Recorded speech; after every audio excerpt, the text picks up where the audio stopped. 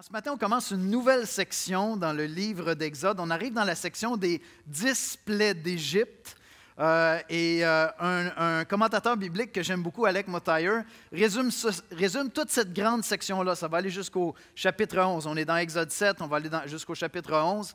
Et il résume toute cette section-là en disant, c'est God's Word, resisted and irresistible. La parole de Dieu à laquelle on résiste, mais à laquelle on ne peut pas résister. Parce que ce récit-là des plaies, bien, c'est Dieu qui donne des directives, Dieu qui parle à Moïse, Dieu qui parle au peuple d'Israël, Dieu qui parle aux Égyptiens, à Pharaon, qui donne des directives. Et on va voir vraiment une confrontation entre Pharaon et l'Égypte qui s'oppose à la volonté, à la parole de Dieu et qui ne peut pas, en fin de compte, s'opposer à la fin. Donc, il est irrésistible parce que personne ne peut s'opposer à la volonté de Dieu. Dieu va toujours accomplir ses desseins comme il le désire.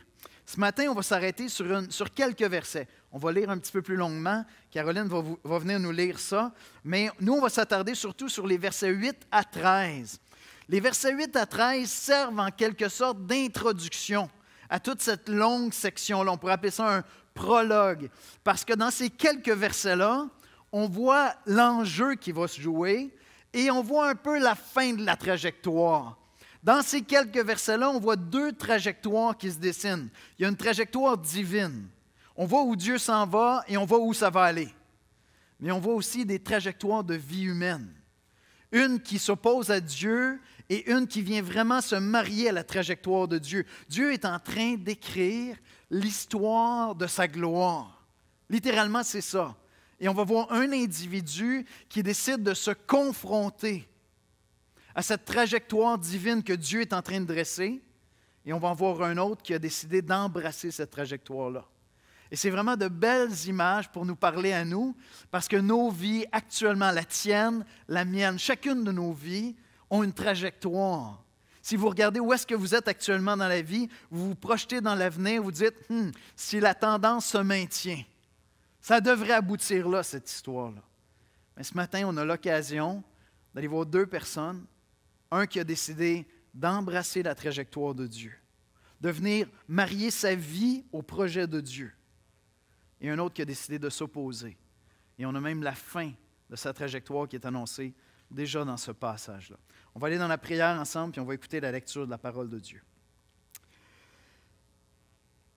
Père éternel, on vient devant toi, reconnaissant que tu es Dieu, reconnaissant que toi seul es Dieu, reconnaissant que toi seul es véritablement au contrôle de la trajectoire de ta gloire, de l'histoire que tu écris, du destin de l'humanité, du destin de l'univers.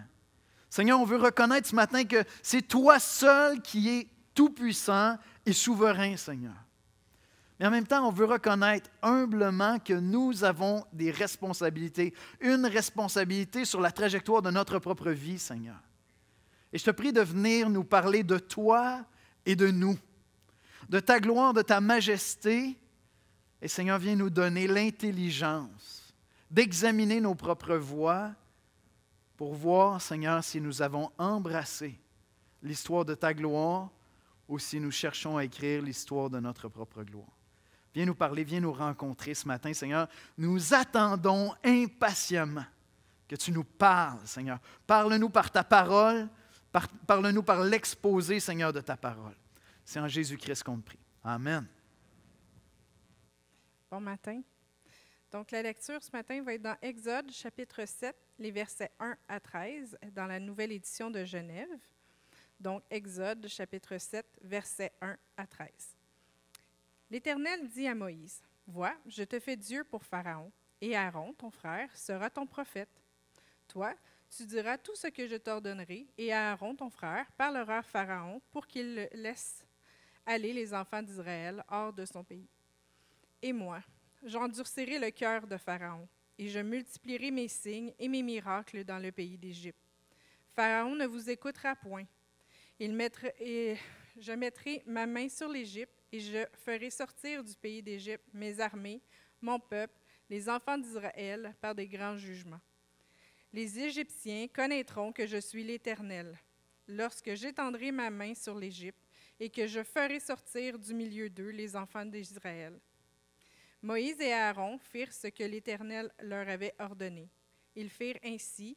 Moïse était âgé de 80 ans et Aaron de 83 ans lorsqu'ils parlèrent à Pharaon.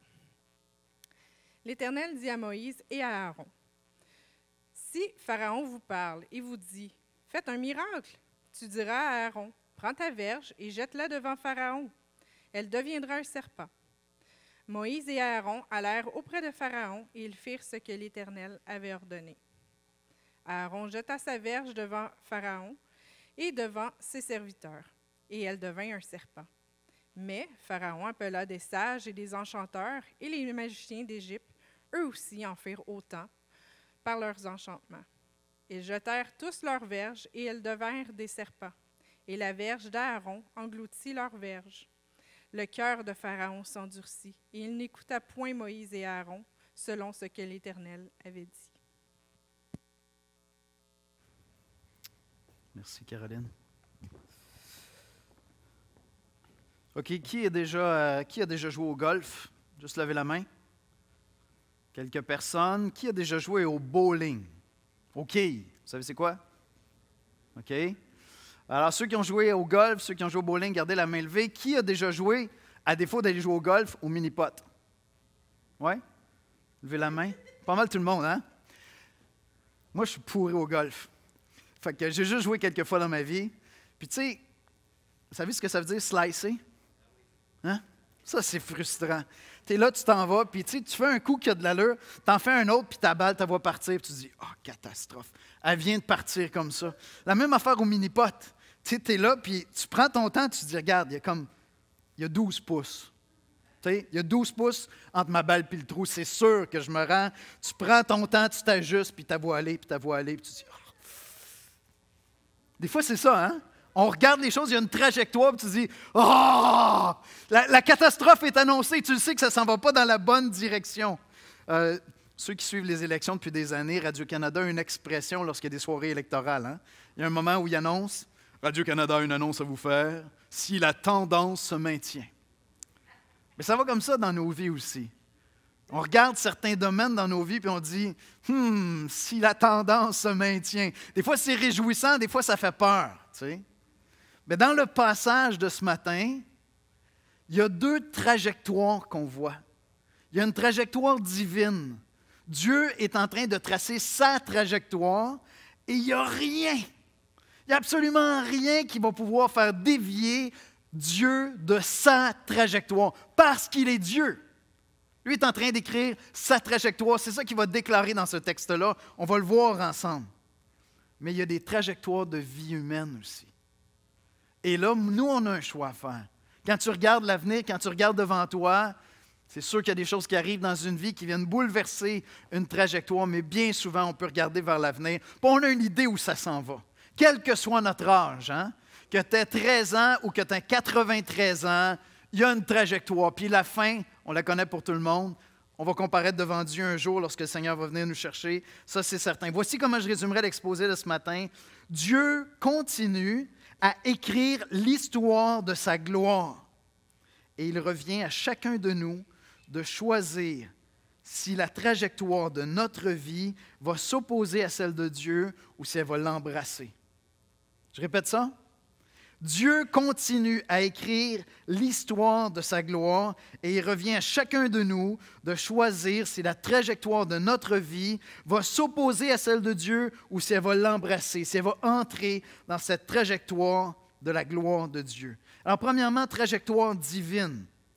Versets 9 à 12, si Pharaon vous parle et vous dit « Faites un miracle », tu diras à Aaron, parce que là maintenant, Moïse est un peu comme Dieu qui parle à son prophète Aaron. C'est vraiment une super belle image. Tu diras à Aaron, prends ta verge, le bâton de berger, qui est en fait le bâton de berger de Moïse, et jette-la devant Pharaon. Elle deviendra un serpent. Moïse et Aaron allèrent auprès de Pharaon et ils firent ce que l'Éternel avait ordonné. C'est la deuxième fois que c'est clair que Moïse fait exactement ce que Dieu a ordonné. Jusqu'à date dans le récit, ça ne s'est pas passé souvent, mais c'est ça qui est écrit ici. Firent ce que l'Éternel avait ordonné. Aaron jeta sa verge devant Pharaon et devant ses serviteurs. Elle devint un serpent. Mais Pharaon appela les sages, les enchanteurs, les magiciens d'Égypte. Eux aussi, en firent autant par leurs enchantements. Ils jetèrent tous leurs verges, et ils devinrent des serpents, et la verge d'Aaron engloutit leurs verges. Alors, quelques explications sur le passage, juste pour comprendre ce qui est en train de se passer ici. Mais comme je l'ai dit, c'est la deuxième fois, juste quelques versets plus tôt. Pour une première fois, il est écrit Moïse fit exactement ce que Dieu avait dit. Parce que la relation entre Moïse et Dieu, ça n'a pas tout à fait bien commencé. T'sais. Dieu fait quelque chose pour Moïse qu'il a fait pour personne ici. Je présume, vous n'avez pas eu de buisson ardent, des apparitions, des choses comme ça. Dieu fait ça pour Moïse, parle à Moïse. Première conversation, Moïse commence à argumenter avec Dieu. Ça ne part pas bien. Puis à chaque fois que Dieu va rajouter quelque chose, qu'il va demander quelque chose à Moïse, Moïse est toujours en train de débattre. Même Dieu va s'irriter contre lui. À un moment donné, il m'a dit, Moïse va dire, non, mais envoie qui tu veux, mais ça veut dire, envoie n'importe qui d'autre. Puis Dieu se fâche à ce moment-là. Mais on voit Moïse maturer, on voit Moïse grandir. Et là où on arrive dans le récit, je ne suis pas en train de dire qu'il n'y aura jamais de rechute. Hein? Si vous connaissez bien l'histoire de Moïse, je ne suis pas en train de dire qu'il n'y aura jamais de rechute. Mais là où on est rendu dans le récit, Moïse fait la volonté de Dieu.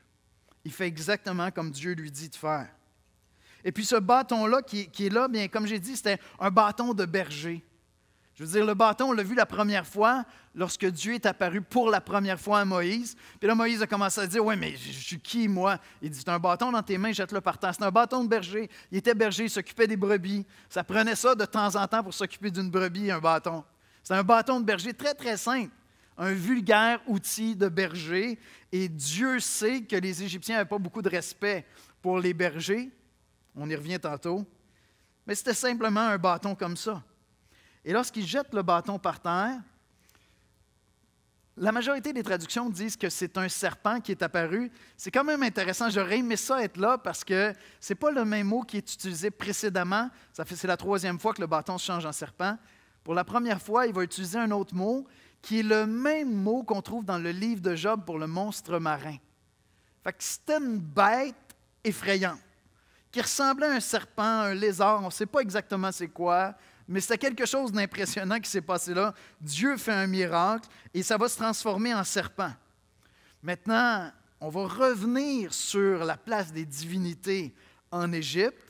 Mais ce que Pharaon fait, parce que Pharaon avait commencé à dire « Oui, mais qui est l'Éternel? Qui est l'Éternel pour que je vous laisse partir? » Puis là, dans le fond, c'est un combat de coq, c'est une démonstration. Mon Dieu est plus fort que le tien, ton Dieu est plus fort que le mien. C'est ça qui est en train de se passer. Fait que là, Pharaon, il dit « Ben oui, faire un serpent. » Mes magiciens font ça tout le temps. Fait qu'il fait venir ses enchanteurs, ses sages, ses magiciens. Et lorsqu'on parle de sagesse en Égypte, c'est toujours relié à la divinité, c'est toujours relié à des éléments ésotériques, des choses comme ça. Donc, qu'est-ce qui s'est passé? Est-ce que vraiment ces magiciens-là avaient un pouvoir ou est-ce que c'était un truc de magicien? C'est impossible de le déterminer. Mon impression, c'est qu'ils ont fait quelque chose de surnaturel. C'est mon impression. Et on sait qu'il arrive qu'il y a des choses surnaturelles qui sont faites non seulement par les serviteurs de Dieu, mais le diable existe aussi. Donc, est-ce que c'est ça? Est-ce que c'est un truc? On ne le sait pas. Mais Dieu voulait que les choses soient claires. Son serpent a mangé les autres. Ça a été clair. Et dans le fond, ce petit épisode-là, qui se passe là, peut-être que, je ne sais pas, il y avait 30-40 personnes qui étaient présentes. On n'est pas devant tout le peuple et il n'y a pas d'incidence sur tout le peuple. Mais cet épisode-là est en train d'annoncer un conflit entre Dieu et les dieux d'Égypte. Est en train d'annoncer un conflit entre Israël et les Égyptiens. Est en train d'annoncer un conflit entre Dieu et Pharaon. Et Dieu est en train d'annoncer l'issue du conflit. C'est correct, tu veux t'opposer à moi, voici comment ça va se terminer. Mon serpent va manger tous les autres. Et le passage, cette section-là se termine avec Pharaon qui choisit de s'opposer à Dieu. Son cœur s'endurcit, il dit « je veux rien savoir ». Pourtant, le message était clair. Et donc, on a une trajectoire annoncée non seulement sur l'issue de cette guerre-là, de ce conflit-là entre Dieu et les dieux égyptiens, mais on a l'issue aussi de la vie de Pharaon qui nous est annoncée, parce que ça va mal se terminer pour lui. Et ce que Dieu est en train de démontrer dans ce passage-là, c'est qu'il y a un seul Dieu. Les hommes auront beau s'inventer, se créer des dieux, Les hommes, Dieu les a créés avec énormément d'imagination, puis à partir du moment où on rejette notre Créateur, notre imagination part dans toutes les directions, et le diable se complaît là-dedans, parce qu'il va nous aider à concevoir des idoles, des faux dieux, n'importe quoi qui va nous distraire de Dieu. Mais Dieu veut faire la démonstration qu'il y a un seul Dieu. Faire sortir son peuple du pays d'Égypte, Dieu aurait pu le faire simplement, là. Je veux dire, il aurait pu passer à la 10e plaie. En partant, les Égyptiens auraient dit « OK, vous pouvez sortir ». Pourquoi est-ce que Dieu fait tout ça? Pourquoi est-ce que cette mise en scène? C'est parce que Dieu est en train de nous parler. Dieu est en train de parler aux Égyptiens. Dieu est en train de parler aux Israélites. Dieu est en train de nous parler à nous. Et il est en train d'établir un point, de faire une démonstration. Il y a un seul Dieu. Je ne sais pas dans quel Dieu tu crois. Je ne sais pas si tu crois dans le Dieu qui se révèle dans les Saintes Écritures, dans la Bible.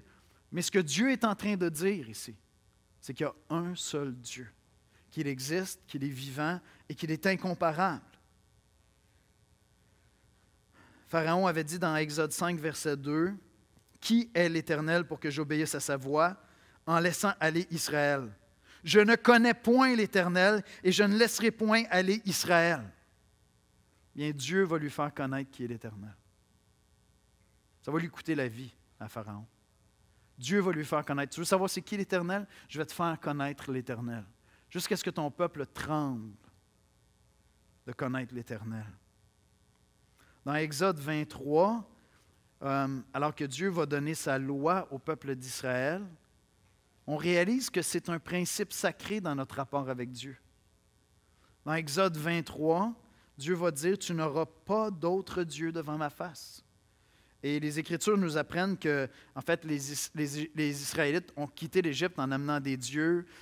Ils ont gardé des dieux égyptiens dans leur culte, dans leur adoration. On va voir ça au fur et à mesure qu'on va avancer. Mais pour Dieu, c'est un principe sacré. Il y a un seul Dieu et je ne tolérerai pas qu'il y ait d'autres dieux devant ma face. On lit dans Ésaïe 42, 8, « Je suis l'Éternel, c'est là mon nom, et je ne donnerai pas ma gloire à un autre, ni mon honneur aux idoles. » Et je pourrais prendre le temps de faire tout un argument pour dire que ceci est raisonnable, que Dieu n'est pas comme toi puis moi. Tu sais, si moi je suis ici en avant puis je dis « Il n'y a aucun autre homme comme moi », ça ne va pas bien, tu sais.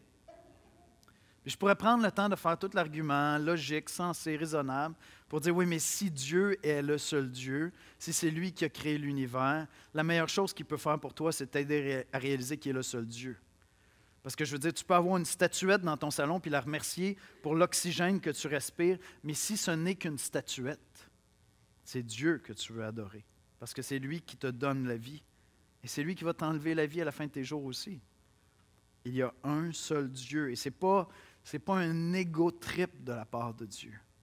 C'est Dieu qui mesure avec vérité sa personne et qui veut ton bien et qui veut que tu connaisses la vérité. Dieu ne veut pas nous laisser dans le mensonge. Dieu est en train d'écrire l'histoire de sa gloire. C'est ça toute la Bible.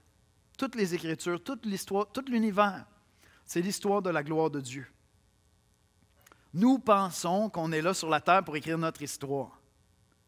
Hein, c'est ça qu'on est tenté de croire, même c'est ça qu'on te dit. Il faut que tu t'inventes, il faut que tu crées ton histoire, il faut que tu écrives ton histoire.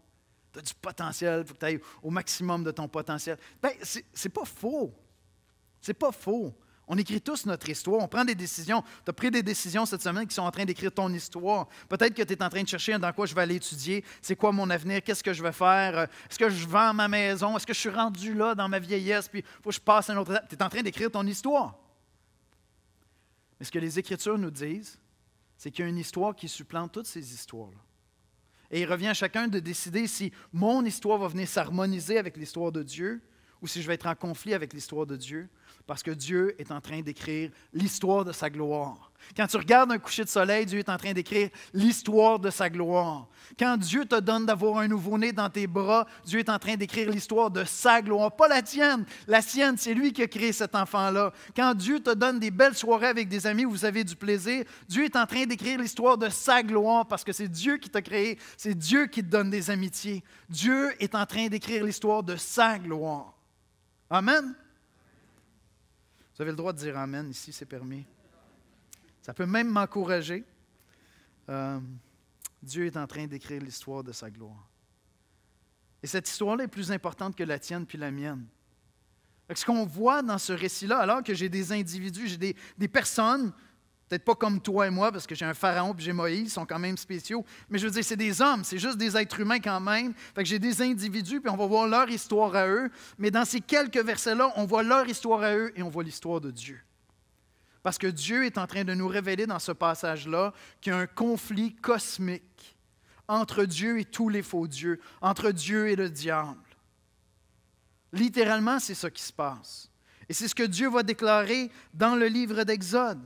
Dans Exode 12, on va le voir un peu plus loin, Dieu va dire « Cette nuit-là, je passerai dans le pays d'Égypte et je frapperai tous les premiers-nés du pays d'Égypte, depuis les hommes jusqu'aux animaux, et j'exercerai des jugements contre les dieux de l'Égypte. Je suis l'Éternel. » Un conflit cosmique où Dieu est en train de faire la démonstration qu'il y a un seul Dieu qui existe, et c'est l'Éternel. Il est incomparable. Et il revient à chacun de nous de décider si on va marier la trajectoire de notre vie avec la sienne, avec l'histoire de sa gloire, ou si on va être en conflit avec lui.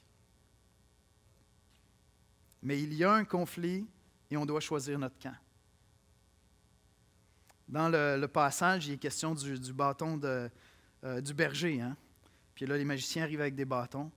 Puis, dans la série, on va développer un peu, on va démontrer comment Dieu utilise l'ironie pour démontrer sa supériorité sur les dieux égyptiens. Et chez les Égyptiens, le bâton, c'est quelque chose d'important. Le bâton de berger, on a des images ici, mais ça ici, c'est un bâton de berger. Et puis ça, c'est un flagrum. Et puis le pharaon avait toujours des bâtons comme ça. Osiris est illustré aussi avec ça. Puis c'est un bâton de berger. Et ça représentait le pouvoir des divinités qui étaient données au pharaon. En fait, le pharaon était un dieu aux yeux des Égyptiens, parmi les dieux, un petit dieu, vous me direz, mais un dieu littéralement, un régent parmi les dieux. Et il avait ces bâtons-là. Et ces bâtons-là, selon les croyances des Égyptiens, avaient des pouvoirs. C'était des espèces de magic wands, c'était des bâtons magiques qui avaient des pouvoirs. Et celui-là était vraiment un bâton de berger. Et ce que Dieu fait ici, Dieu est en train de dire, attendez un peu, vous pensez que vos dieux sont puissants. Bien, là, je vais vous ramener plus tôt dans l'histoire biblique. Ce qui fait qu'Israël est en Égypte, le peuple d'Israël est en Égypte, c'est que beaucoup plus tôt dans leur histoire, des frères tordus avaient vendu le plus jeune de leurs frères, avaient vendu Joseph, et Joseph s'était retrouvé en Égypte. Il y a eu une énorme famine, et puis sa famille a dû se rendre en Égypte pour demander à avoir de la nourriture. Je fais ça court, d'accord? Et là, Joseph va intercéder. Joseph, qui est maintenant dans une position d'autorité, va aller demander à Pharaon, il va lui dire, est-ce que ce serait possible que ma famille descende ici? Ils n'ont pas 3 ou 4, ils sont une bonne gang. Est-ce qu'ils pourraient venir s'établir ici? Et puis là, Pharaon, qui a élevé Joseph en position d'honneur, lui dit, écoute, non seulement fais-les venir, mais établis-les où tu veux dans le pays.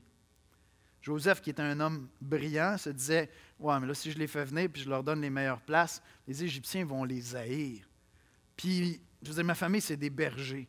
Fait qu'on va les envoyer vivre dans un secteur de l'Égypte, qui est le secteur des bergers, parce que, et littéralement, c'est ça qui est écrit dans le texte, Joseph savait que pour les Égyptiens, c'était un job méprisable. C'est un travail, c'est une vocation méprisable, celle d'être berger. Donc, je vais les envoyer là. Personne ne va leur en vouloir. De toute façon, personne ne veut être berger. Et donc, beaucoup plus tard, alors que Moïse est devenu lui-même un berger, il pense que la trajectoire de sa vie, c'est, bon, je pensais que j'allais sortir mon peuple peut-être d'Égypte, j'allais défendre mon peuple, il a tué un Égyptien, la catastrophe, il s'est poussé. Puis là, finalement, il a accepté ce qu'il pense être son sort, je vais être berger. Il travaille avec un vulgaire bâton de berger. Puis Dieu lui dit, maintenant, tu t'en retournes en Égypte avec ce bâton-là. Et voyez-vous l'ironie de la part de Dieu que Moïse se présente avec son vulgaire bâton de berger devant Pharaon, qui a le pouvoir des dieux dans ses mains. Et Dieu lui dit, non, non, le pouvoir n'est pas dans ton bâton, n'est pas dans tes dieux, mais le pouvoir est avec l'Éternel. Et le pouvoir est avec celui qui est avec l'Éternel. Amen? Dieu est vraiment en train de les mettre au défi et il est ironique. Pharaon était un dieu aux yeux des Égyptiens. Puis il dit, qui est l'Éternel? Et Dieu lui dit, moi je peux prendre un vulgaire berger avec son bâton de berger. Et il va dévorer tous vos bâtons. Vos pouvoirs magiques ne peuvent rien faire contre moi. C'est intéressant, juste quelques versets plus tôt, Dieu va dire à Moïse, il dit, tu diras à Pharaon, laisse sortir mon armée, je vais sortir mon armée d'Égypte. C'est frappant, vous allez relire les versets qui précèdent, mais lorsqu'il parle de son peuple, il parle de son armée. C'est une armée de bergers. Ce n'est pas une armée, c'est une armée de bergers. Mais quand Dieu est avec toi, une armée. Quand Dieu est avec toi, tu n'as pas besoin de rien d'autre. Et c'est littéralement ça qui va se passer. Ceux qui sont des bergers, un peuple de bergers, vont sortir d'Égypte avec la gloire, littéralement. C'est ce qu'on va voir dans les semaines à venir. Et donc, Dieu est en train de nous rappeler que tous les conflits, les situations qu'on vit dans nos vies, ça fait partie de quelque chose qui est plus grand, c'est un conflit cosmique. Vous avez ces familles-là, israéliennes, des Hébreux qui sont en Égypte, qui sont esclaves. Leur vie leur importe. Si tu avais été là, ta vie aurait été importante. De voir tes enfants et de dire, mes enfants vont faire quoi? Ils vont fabriquer des briques, ils vont être des esclaves comme moi, c'est ça leur destinée. Je veux dire, leur vie est importante, ce n'est pas juste des numéros, c'est des gens, c'est des êtres humains que Dieu a créés à son image. Et donc, lorsque Moïse se présente devant Pharaon, c'est une vraie personne qui cherche la destinée, qui cherche à améliorer la destinée de vraies personnes. Mais tout ça s'inscrit dans quelque chose de beaucoup plus grand, dans la trajectoire de l'histoire de la gloire de Dieu, dans un conflit cosmique où Dieu est en train d'établir qu'il y a un seul Dieu sur toute la terre et qu'il n'y a aucun autre Dieu qui peut se tenir devant lui. Et ça nous rappelle à nous, comme chrétiens, que toutes nos vies, tout ce qui se passe dans nos vies, je ne dois pas voir les choses seulement avec mes yeux physiques, je dois voir ce qu'il y a derrière. L'apôtre Paul va dire que nous n'avons pas à lutter contre la chair et le sang. Tu as des combats dans ta vie, tu as des conflits au travail, à l'école, à la maison. Il y a des conflits actuellement, puis des fois, tu vois juste la personne qui est devant toi. Tu vois Pharaon. C'est ton Pharaon à toi, puis tu dis « Dieu, frappe-le! » Non, tu ne dis peut-être pas ça, là, mais vous comprenez ce que je veux dire? Tu as des conflits. Est-ce qu'on a la sagesse, nous qui croyons en Dieu, de savoir que je n'ai pas à m'en prendre à la personne qui est devant moi? Je suis engagé dans une guerre qui est beaucoup plus grande que ça. Et donc, je dois voir Dieu dans cette situation-là. J'ai ce collègue de travail qui me tombe ses nerfs. J'ai appris qu'il y avait un accident de voiture. Il a fallu que je confesse que je n'étais pas fâché. Est-ce que je vois Dieu qui est derrière tout ça? Et j'ai la sagesse de dire, Seigneur, il y a quelque chose de plus grand que mes conflits humains. Puis je veux savoir qu'est-ce que tu attends de moi dans cette situation-là. Parce que c'est ça le message que Dieu est en train de dire ici. Il y a quelque chose de plus grand que toutes nos trajectoires de vie à nous, que tous les conflits que nous vivons. Il y a un conflit divin qui est là. Et Dieu est en train de gagner cette guerre-là. Aie la sagesse de voir dans ta vie qu'il y a quelque chose de plus grand que toi et que ta vie est appelée à venir embrasser cette trajectoire-là, venir embrasser l'histoire de Dieu.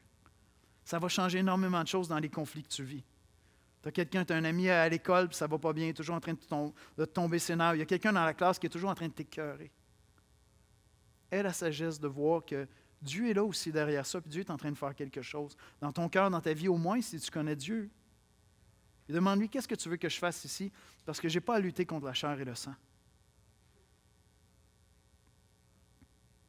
Est-ce que tu reconnais dans les conflits qu'il y a dans ta vie qu'il y a un enjeu qui est plus grand que toi? Est-ce que tu as le discernement de voir ces choses-là? Dieu va continuer à écrire l'histoire de sa gloire. Parce que sa trajectoire à lui, elle ne peut pas être arrêtée. Les trajectoires de nos vies peuvent être arrêtées par un paquet d'affaires, peuvent changer. Dieu merci, parce que des fois, on n'est pas sur une bonne trajectoire. Mais la trajectoire de l'histoire de la gloire de Dieu va continuer à s'écrire. Dieu va continuer à l'annoncer. Dieu va démontrer qu'il est le seul Dieu. Et ça se continue à travers toutes les Écritures jusqu'à la venue de Jésus-Christ, où Jésus-Christ va vaincre la mort, le péché, le diable. La trajectoire de la gloire de Dieu ne peut pas être arrêtée. Parce qu'il est le seul Dieu. Et c'est ça qu'il est en train de démontrer ici. Pharaon et tous ses faux dieux peuvent s'opposer à moi. Ma gloire va se manifester. Est-ce qu'on a la sagesse de discerner qu'on ne gagne pas à aller contre Dieu, toi et moi? Mais il y a deux trajectoires, comme j'ai dit au début du message. Il y a cette trajectoire divine, celle de Dieu. Personne ne peut l'arrêter. Son serpent mange les autres. C'est lui qui va gagner à la fin. On connaît déjà la fin de l'histoire. On connaît déjà la fin, même quand Christ va revenir. Personne ne va pouvoir arrêter cette trajectoire de l'histoire de la gloire de Dieu. Mais dans ce passage, il y a des trajectoires de vie aussi. Et là, on peut se reconnaître, nous, puis on peut se positionner, puis on peut réfléchir. Ta vie et la mienne sont actuellement dans une trajectoire. Si tu penses à ta vie, là, ce qui se passe actuellement dans ta vie, qu'est-ce qui est devant toi pour les prochains jours, les prochaines semaines, les prochaines années? Nos vies sont dans une trajectoire. Il peut se passer quelque chose qui change tout, là. Demain, je pense, moi, que je fais des vacances cet été, je peux avoir un accident de voiture, puis je suis rappelé dans la gloire demain matin. Ça, c'est Dieu qui décide. Mais en principe, si tu regardes ta vie, tu as une bonne idée où tu t'en vas. Et ça, c'est vrai en général dans nos vies. C'est vrai aussi en particulier dans nos vies. Je veux dire, maintenant, quand j'embarque sur la balance, je regarde la trajectoire, puis j'ai toujours tendance, si vous voyez que je joue avec mon bouton ici, c'est parce qu'il se détache facilement maintenant. Il ne se détachait pas facilement avant. Fait que quand je vais sur la balance, je dis, il y a une trajectoire qui est en train de se prendre. Est-ce que je vais faire quelque chose pour changer cette trajectoire? Tu vois? Donc, même dans le particulier, il y a une trajectoire. Tu regardes tes finances, tu regardes tes relations, tu regardes tes amitiés. Il y a une trajectoire. Tu regardes comment va ton couple. Tu regardes comment vont tes relations avec tes enfants. Il y a une trajectoire qui est là. C'est vrai dans l'ensemble, c'est vrai en particulier. Nos vies ont une trajectoire. Et si je discerne, je comprends que Dieu est en train d'écrire l'histoire de sa gloire, j'ai le privilège de pouvoir décider si ma vie à moi, ma trajectoire à moi, va venir se marier avec la trajectoire de Dieu ou si je vais être en conflit. Et ici, on a l'exemple de deux hommes. On a Moïse qui a décidé d'embrasser la trajectoire de Dieu, littéralement. Parce que comme j'ai dit, Moïse puis Dieu, ça n'a pas commencé très, très bien. Au départ, Moïse pensait qu'il allait prendre les choses en main. Il a tué un Égyptien, ça a super mal tourné. Finalement, il s'est dit, OK, je ne ferai rien de ma vie, je vais être berger. Je veux dire, pensez-y 2 secondes. Le gars, il a été élevé dans la maison de Pharaon. Fait que, tu sais, c'est un Hébreu, mais je pense que lui, il a inventé avant tout le monde l'expression « il n'est pas né pour un petit pain ». Tu as été élevé dans la maison de Pharaon. Fait que là, il sort un jour et il dit « OK, là, c'est le temps de... On va ramener de la justice sociale ici, en Égypte. » Il tue un Égyptien. Ça tourne super mal. Il finit berger, tu sais. Puis là, il se dit « Bon, mais ça, c'est la fin de ma vie. » Dieu lui apparaît. Au lieu de dire « Ah! Enfin, Eureka! J'avais pas compris, mais finalement, je n'étais pas tout à fait dans le faux. Tu sais. Tu veux te servir de moi. C'est quand même extraordinaire. Je veux dire, tu es élevé dans la maison de Pharaon, tu es un Hébreu, tu te dis peut-être que Dieu a des projets pour moi. Tu sais. Elle était rendue berger. Dieu lui apparaît. Tu te tais et tu écoutes. Mais non, il commence à s'astiner avec Dieu. Non, je ne suis pas le bon gars, finalement. J'ai déjà essayé une fois, ça ne marche pas. Et que ça va se passer longtemps comme ça, parce que chaque fois que Dieu va lui dire quelque chose, il va littéralement argumenter avec Dieu.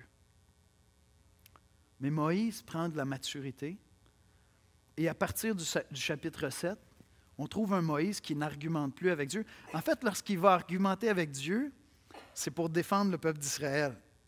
C'est vraiment intéressant. Il va aller à la défense du peuple d'Israël.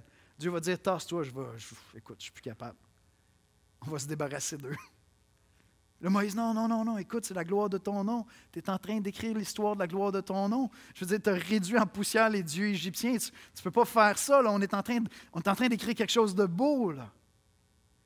Et je ne vous dis pas que Moïse ne va pas avoir des rechutes. Hein? À la fin de sa vie, il ne rentre pas dans la terre promise. Ce n'est pas parfait. Mais Moïse a choisi d'arrêter de débattre avec Dieu, d'argumenter avec Dieu. Est-ce qu'il y a des domaines dans ta vie où Dieu t'a montré ce qu'il veut faire? Tu connais Dieu, il dit, je suis en train d'écrire l'histoire de ma gloire, puis toi, tu es un enfant de Dieu, donc voici. Voici ce qui doit se passer dans ton rapport avec Internet, dans tes relations humaines. Voici ce qui doit se passer dans tes finances. Voici ce qui doit se passer même dans ta santé. J'ai un appel sur ta vie. Je veux que tu serves. Je veux que tu serves dans l'Église. Je veux que tu ouvres la bouche pour annoncer l'Évangile. Peu importe. Est-ce qu'il y a un domaine où tu te comportes comme Moïse qui dit, « Ouais, je sais que tu t'en vas là, Seigneur, mais tu permets-tu que je vais faire des détours? Tu sais? On va finir à la même place. On se reparle plus tard. Moi, je vais faire des détours. » Lorsqu'on trouve Moïse ici, Moïse fait ce que Dieu lui dit de faire. C'est quand même assez extraordinaire ce qui va se passer avec Moïse. La trajectoire de l'histoire de la gloire de Dieu va poursuivre sa course, quoi qu'il advienne. Qu'on soit obéissant ou désobéissant, ça ne changera absolument rien. Dieu va écrire l'histoire de sa gloire. Mais nous, on doit choisir. Si on va marier, si on va embrasser cette trajectoire-là en marchant selon Dieu. Et ici, on a l'histoire de Pharaon, qui est une histoire triste, c'est une catastrophe annoncée, une histoire d'entêtement. Au verset 13, le cœur de Pharaon s'endurcit et il n'écouta point Moïse et Aaron selon ce que l'Éternel avait dit. Aaron était reconnu comme un dieu, je vous l'ai dit, en Égypte. Aaron, c'était comme l'homme moderne avant l'homme moderne. C'était celui qui était un égal des dieux. C'était un occidental avant les occidentaux. Tu sais, ces gens qui vivent sur la terre et qui disent « Non, Dieu, c'était bon pour les ignares d'une autre époque, on n'a pas besoin de ça. » On s'invente nous-mêmes. Personne ne nous a créés, on est un accident, mais un superbe accident. L'univers est tombé accidentellement en amour avec nous, puis a fait qu'avec plein d'accidents, je suis là, je suis beau, je suis merveilleux. Puis personne n'a rien à me dire, il faut que je m'invente. Je dois me réinventer, je suis maître de ma destinée. Je vous dis, Pharaon, c'était un occidental avant les Occidentaux. Parce qu'il se prenait pour un dieu. Et donc, il va décider d'entrer en conflit avec Dieu.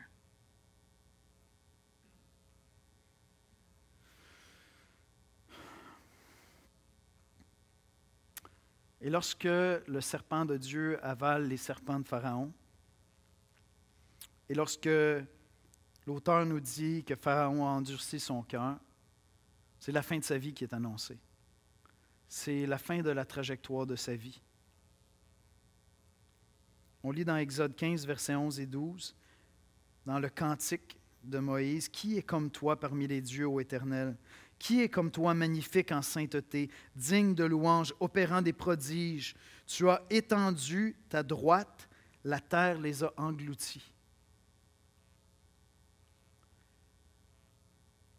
Ici, Moïse est en train de célébrer le fait que Dieu va faire refermer les eaux sur Pharaon, qui est en train de traverser la mer, et ses armées. Tu les as engloutis comme le serpent de Dieu a englouti tous les serpents qui étaient là.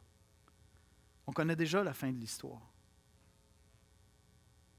Et il revient à chacun d'entre nous de décider si ça va être ça la fin de notre course.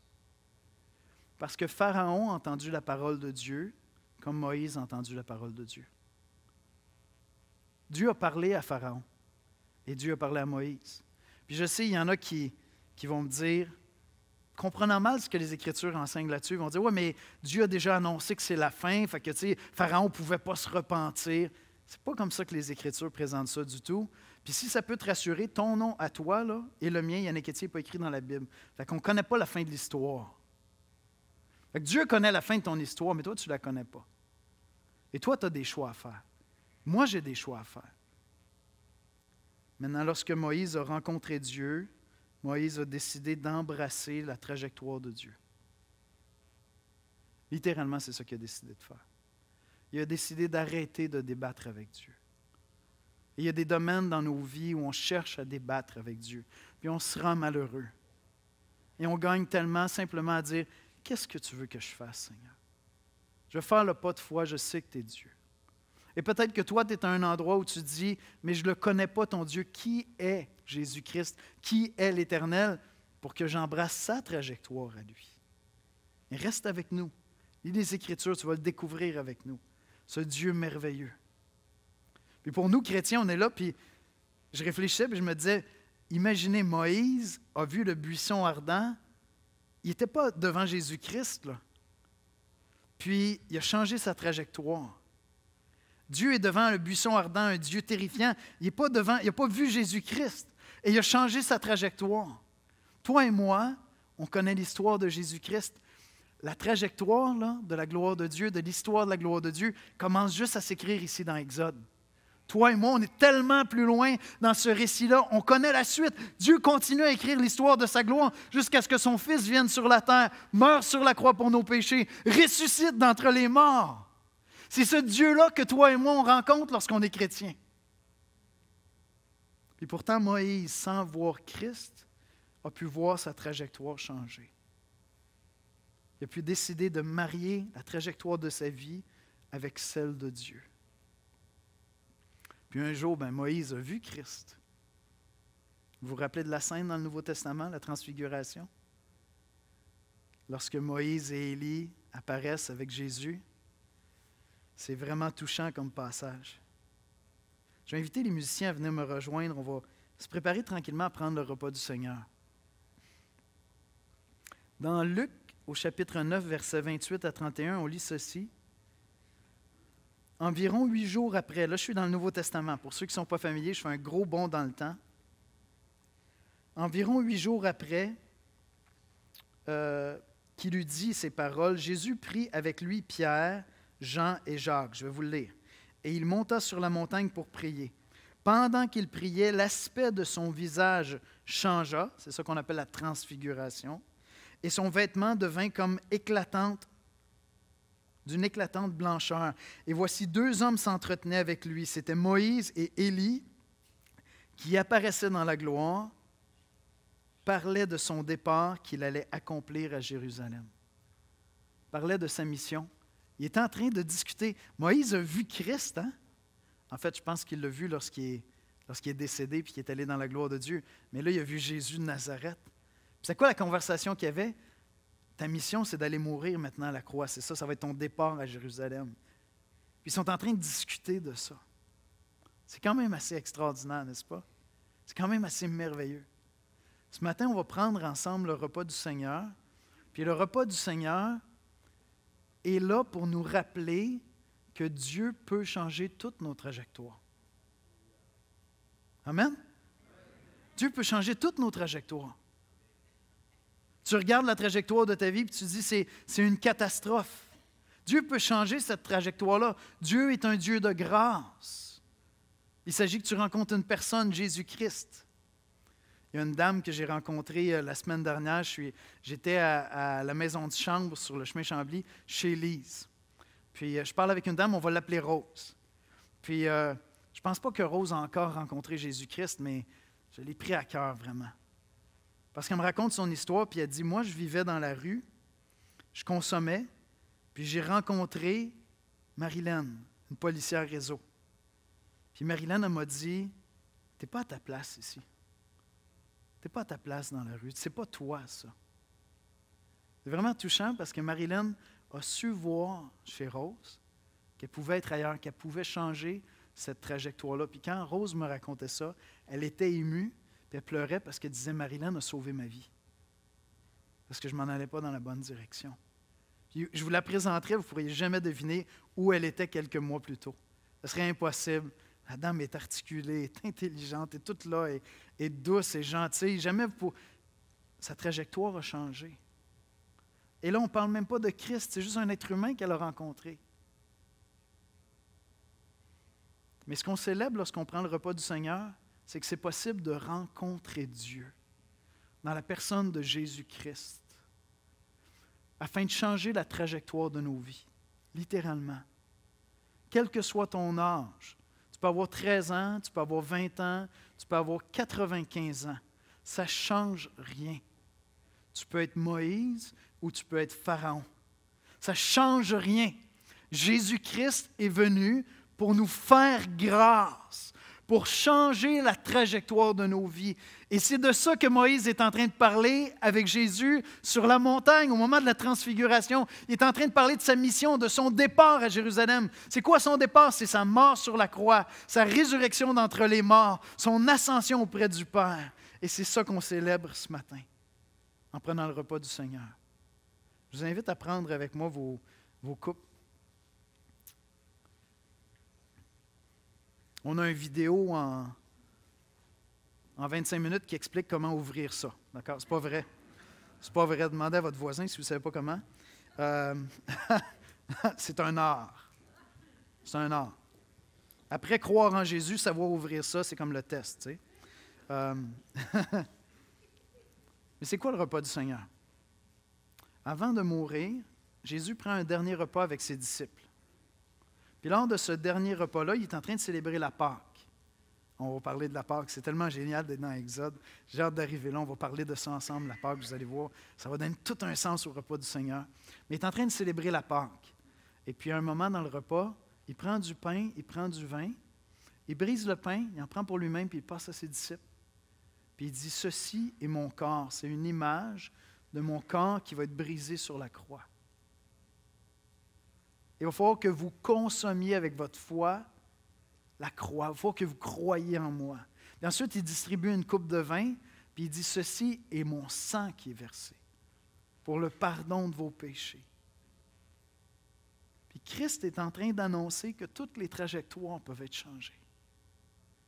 S'il y a un domaine actuellement dans ta vie où tu dis, « Je suis chrétien, j'ai cru en Jésus-Christ, je me suis fait baptiser, je prends le repas du Seigneur, mais il y a un domaine dans ma vie où c'est la catastrophe. » J'arrive pas à croire qu'il y a quelque chose qui va changer. Ça ne dépend pas de toi seulement. Ça dépend de la puissance de Christ. Amen? Et lorsque tu crois en Jésus-Christ, tu es pardonné de tes péchés et c'est lui qui vient donner cette vie nouvelle-là en toi. C'est lui qui s'en vient te transformer. Alors ce matin, je t'invite à prendre le repas du Seigneur humblement. Si tu es à un endroit où tu te dis, écoute, je suis tellement là, je suis tellement béni, je suis tellement heureux. Je célèbre la grâce de Christ. Je vois qu'il a changé la trajectoire dans ma vie. Amen. Mais certains d'entre vous, vous êtes à un endroit dans votre vie où vous n'y croyez plus. Vous ne croyez plus que Dieu peut changer la trajectoire. C'est pour ça qu'on prend le repas du Seigneur, pour se rappeler le sacrifice de Christ à la croix, jusqu'à ce qu'il vienne. Dieu va écrire l'histoire de sa gloire. Il n'y a rien qui va l'arrêter. Et on doit choisir chacun d'entre nous si notre trajectoire va venir se marier à celle de Dieu ou si on va être en opposition. On va prier ensemble et on va prendre les éléments. Seigneur Jésus, je veux te bénir ce matin. On veut bénir ton nom parce que tu es venu dans ta grâce fidèlement. Tu as continué à écrire ton histoire de Moïse à Jésus. Tu as écrit ton histoire. Personne ne pouvait t'empêcher d'écrire cette histoire glorieuse, Seigneur. Tu es venu, tu as été fidèle. Tu as été ce Fils fidèle et sans péché qu'Israël n'a jamais réussi à être et que nous ne réussissons pas à être. Toi, tu as été trouvé fidèle. Et tu t'es offert volontairement sur cette croix, en sacrifice vivant, comme la Pâque, Seigneur, pour le pardon de nos péchés. Sois béni, Jésus. Sois béni parce qu'à la croix, nous découvrons ta grâce. Nous découvrons que tu ne rejettes pas celui qui se tourne vers toi et qui dit « Viens à mon aide, viens changer ma course, Jésus. Viens changer la trajectoire de ma vie. J'ai l'impression que ma vie est une catastrophe annoncée, Seigneur. » Mais tu proclames à la croix que toutes ces trajectoires peuvent être changées par la puissance de ta grâce, Seigneur. Et moi qui suis chrétien, je célèbre chaque mois en prenant le repas du Seigneur, cette rencontre que j'ai faite avec toi, où tu m'as convaincu que je devais arrêter de débattre avec toi, mais simplement te soumettre ma vie, Seigneur. Sois béni. Je te prie, Seigneur, pour ceux et celles ici ce matin qui ne sont pas là encore, qui disent non, je veux écrire mon histoire moi-même. Et je ne veux pas dépendre d'un Dieu qui voudrait diriger ma vie. Seigneur, accorde-leur la grâce de voir les faiblesses de marcher seul sans toi, en opposition avec toi, de voir combien il est ridicule en réalité de s'opposer au Dieu Tout-Puissant qui écrit son histoire. Donne-leur de discerner dans l'histoire de Pharaon qu'il vaut mieux choisir la voie de Moïse, Seigneur. Accorde-leur cette grâce que tu m'as accordée, Jésus. Sois béni. Merci pour le pain, merci pour la coupe, Seigneur, qui nous rappelle ton corps brisé, ton sang versé. C'est en Jésus-Christ que nous te prions. Amen.